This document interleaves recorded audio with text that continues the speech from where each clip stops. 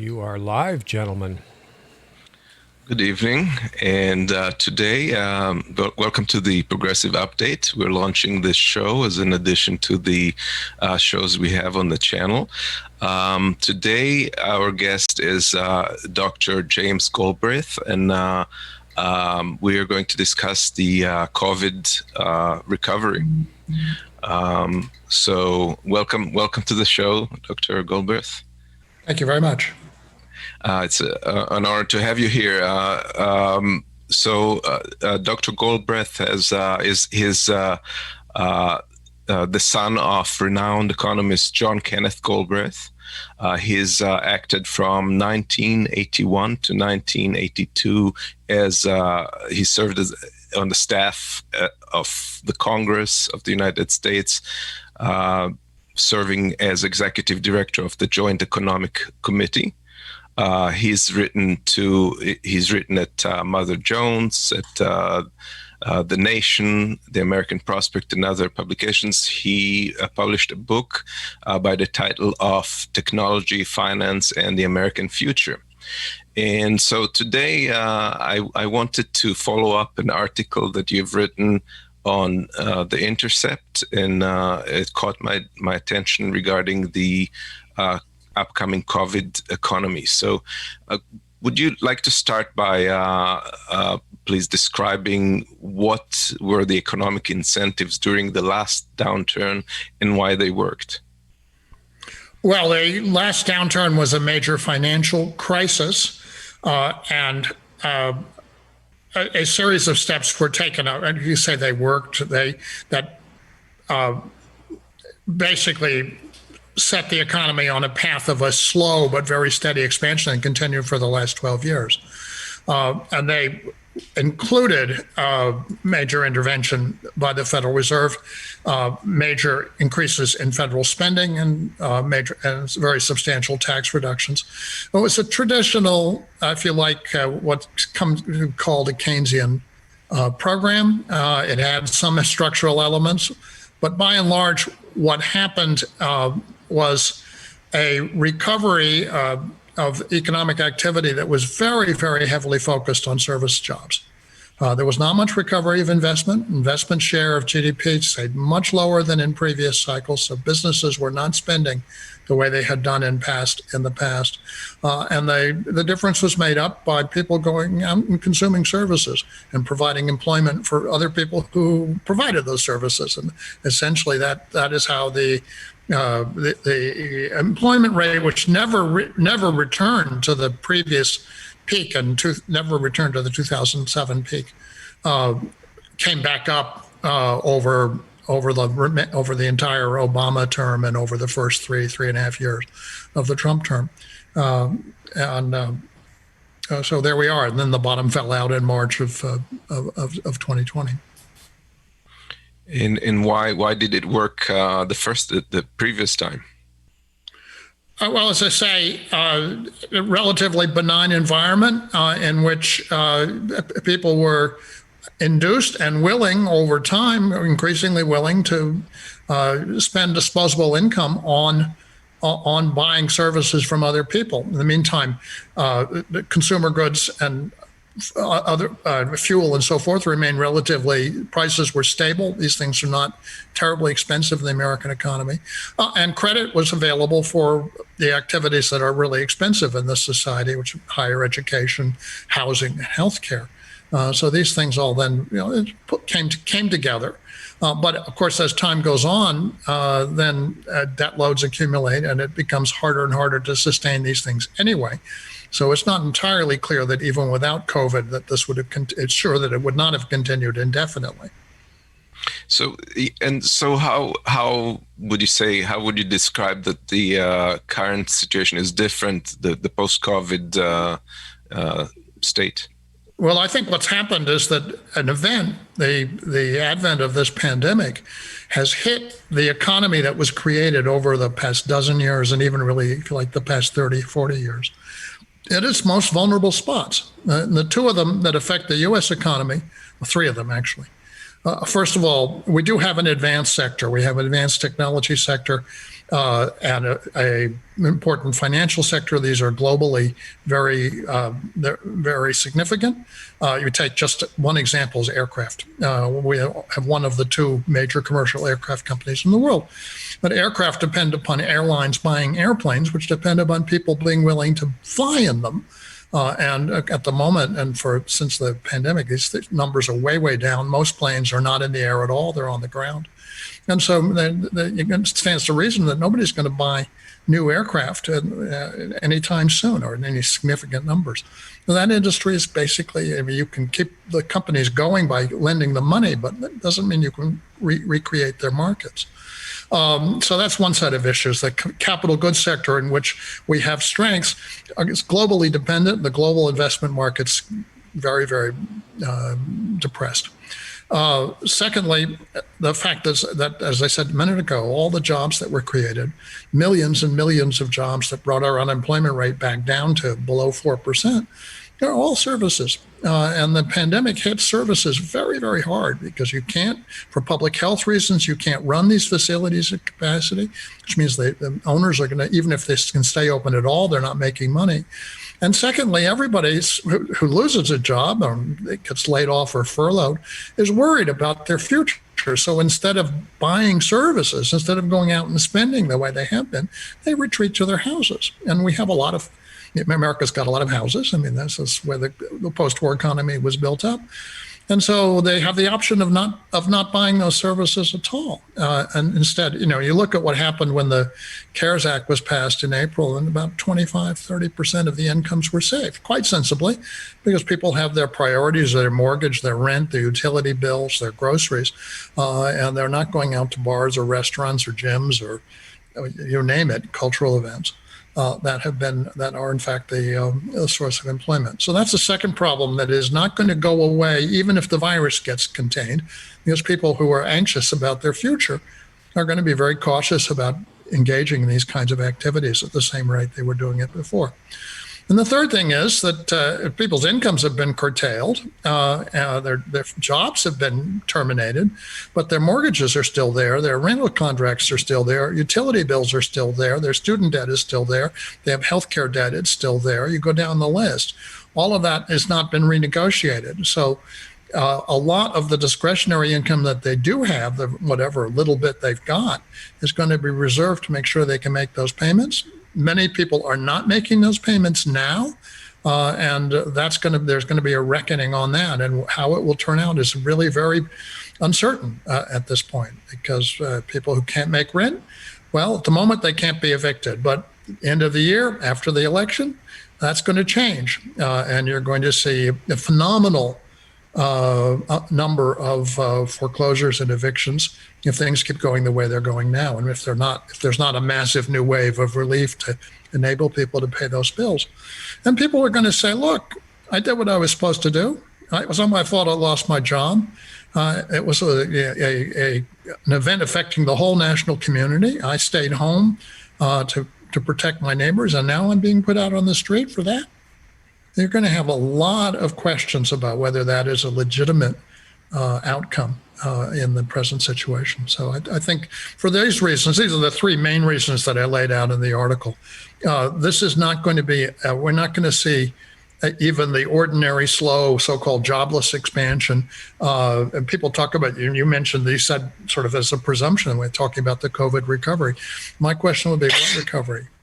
It's clear that things were exaggerated in April and May, and you had this enormous drop in employment. It went down to, I think, like 51% of the population, which is lower than any time in post-war history. And it's come back up a few percentage points since then. But is it going all the way back to where it was even in February? I don't think so. I'd be very surprised if that happens. Anyway, I think if you're a sensible policymaker, you've got to start with the presumption is not going to happen and ask, what do you do if it doesn't happen? Because that was my next question. Yes. Yeah. Right. Sure. Okay. I could proceed. I anticipated it. What we see now is We have two views. I mean, you could see it in the presidential debate, one expressed by President Trump, the other one by Vice President Biden. President Trump's view was he had a very, very strong economy, the greatest in all history. It was just hit by the virus, and when you get the virus under control, maybe there's a vaccine or a therapy, or maybe social distancing just breaks the train of transmission, then the economy will just come back. And that's a view that many mainstream economists hold. The economy is self-stabilizing and has an equilibrium, and everything goes back to normal after a shock. I don't think that's correct. Vice President Biden's view is a little bit more is basically the same one that we say, okay, we have the problem in 2007. When we solved it, we're going to apply the same solution, which is to say we're going to give people a certain amount. They're going to increase their incomes, increase federal spending some, but also cut taxes, whatever is required to give people relief, or basically transfer money into their pockets. But that assumes that they're going to go out and do the same things that they did when they had money before. And as I've just been saying, I think this is a very unsafe assumption. It's a very risky assumption. I wouldn't make it. I think you're going to have major measures that, first of all, mobilize the resources we have in the economy to do things that need to get done. And secondly, provide people with work and with an opportunity to have incomes that they can be sure of. And this will, over time, relieve the anxiety.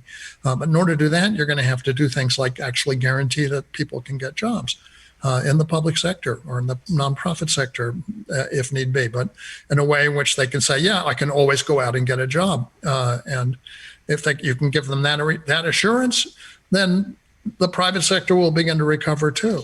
But for the moment, you've got a big chicken and egg problem. People aren't going to spend until they have jobs. They aren't going to have jobs until people are spending.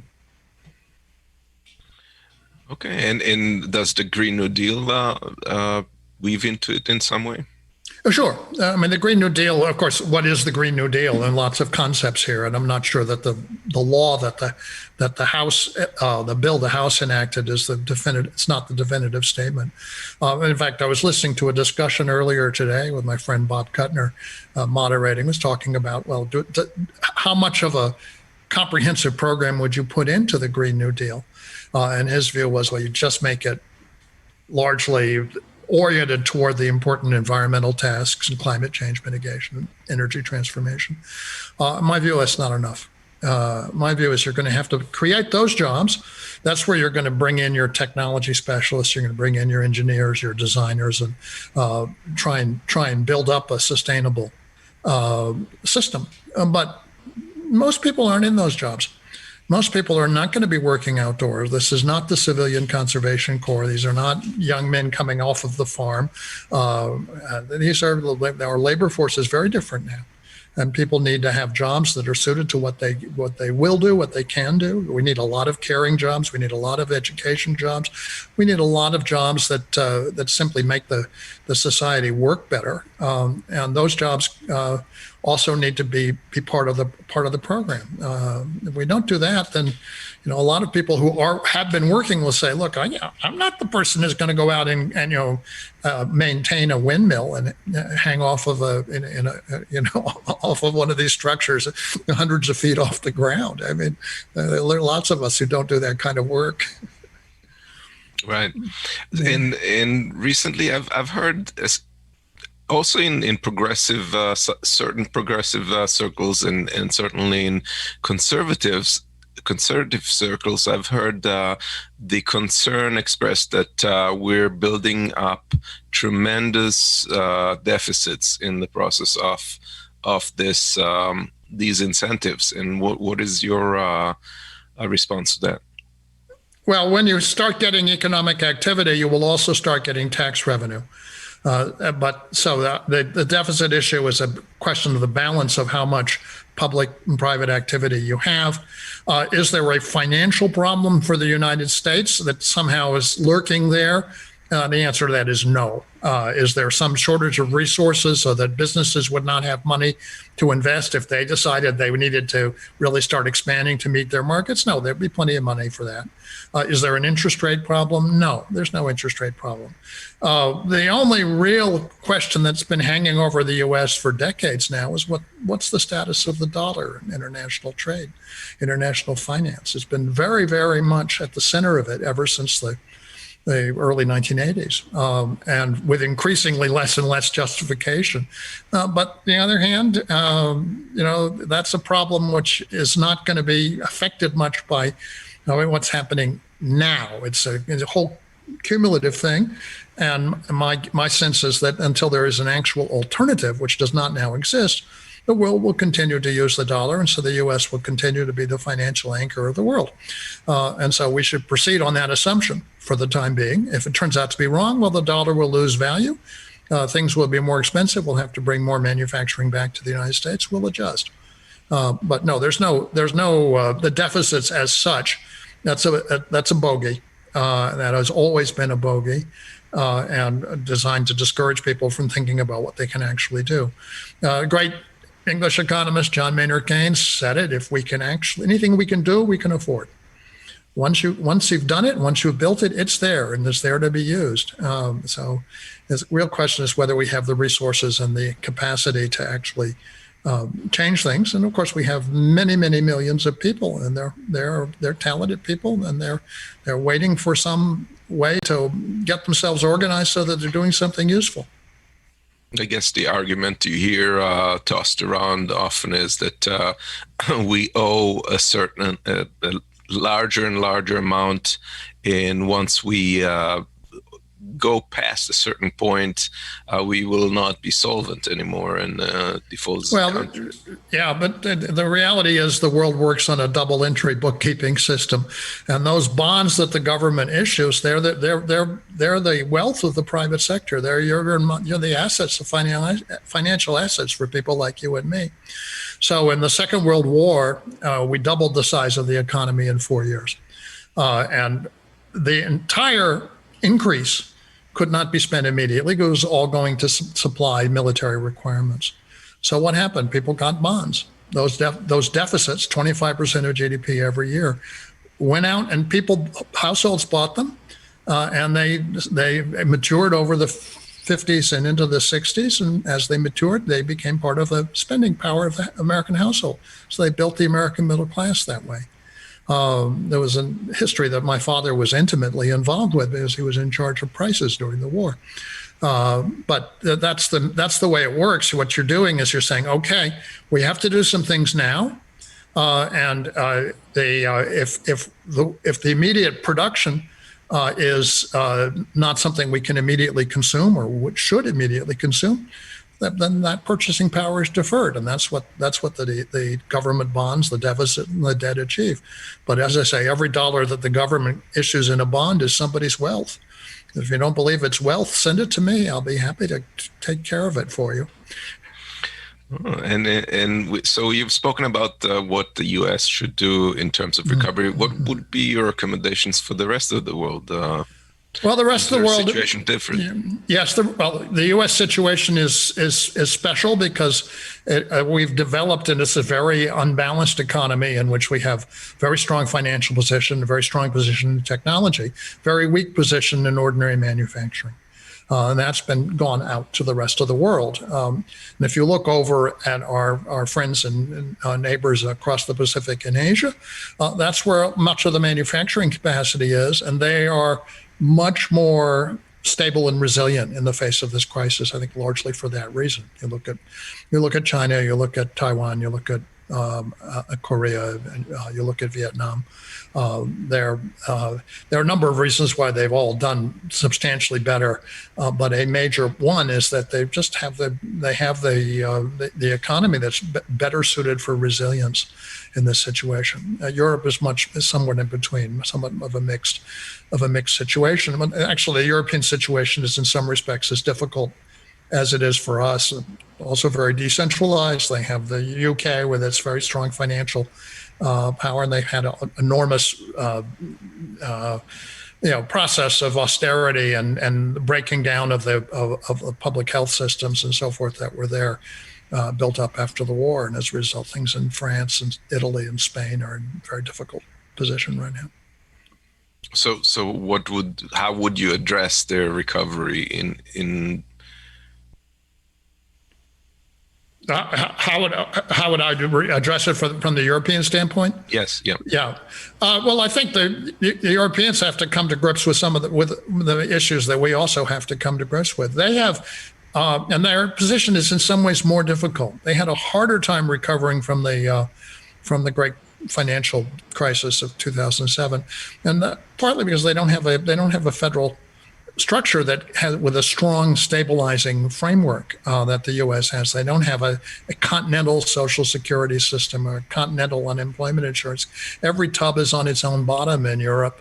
The European Union is a very small entity in comparison to the European economy. So they have to figure out a way of moving to the institutional structures that the U.S. acquired in the New Deal. We acquired 90 years ago, the basic stabilizing mechanisms that Europe doesn't have. And they have to get over and discard the ideologies that we also discarded at that time, at least for a long period of time, of constantly harping on budget deficits, on the level of the national debt, and imposing austerity on those parts of the continent which are in debtor positions.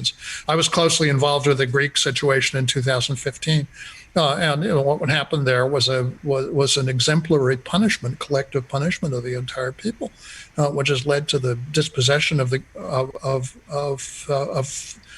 Greece from the Greeks. Fundamentally, therefore, they've privatized all the national assets and been dispossessed of their businesses and of their personal properties now. A very, in many ways, in my view, disgraceful treatment of a member state of the European Union by its partners. Yes. Yesterday in the debate, we watched President Trump and Biden discuss the current, the foreseen recovery, so to speak. So they were talking about the V-shaped and K-shaped recovery. Would you like to weigh in on that? Well, I watched that debate, and of course what came to mind was that famous closing sentence in John Maynard Keynes's general theory about a madman in authority who hear voices in the air or distilling their frenzy from some academic scribble a few years back. And that debate was the best example of madmen in authority distilling their frenzy that I've ever heard. But you can see that, in fact, that both of them really have very rudimentary, at least, ways of expressing what they think. President Trump, they say, arguing for the so-called V-shaped economy, V-shaped recovery, which is this, everything's going to bounce back to where it was, as though the economy were some kind of yo-yo or rubber ball. You toss it down, it comes right back up. That's, I think, a very misleading metaphor. There are other letters that get constantly trotted out: the L-shaped recovery, in which there's not much happening, or the W-shaped economy recovery, in which it goes up and then has a double dip, and now the K-shaped. The K was new to me a couple of days ago. It was the first time I encountered that, the idea that it goes up for the top and down for the bottom. Pretty clever. I mean, I think you're probably stretching the Roman alphabet as far as it can go as developing economic theories. And as I mentioned to you before, my favorite letter for thinking about economic planning is the Hebrew vav. It goes over and goes down. And if you're planning something, it seems to me you ought to be prepared for the worst, not just assuming that things are going to follow some fixed pattern. You ought to say, okay, what if this really doesn't? What if this guy Galbraith is right? And we're not going to get business investment back, and we're not going to get service jobs back, and we're heading for a train wreck on private debts. What do we do? Right? That's where you need to be thinking about what are the measures you would take to prevent me from being proved right. Right? And then I would say you got to mobilize those advanced sectors and put them to work.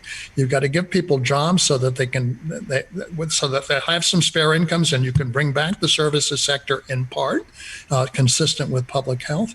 And you've got to reset the debt structure, which is going to be one big question, because people don't want to give up on their people. We've developed this enormously,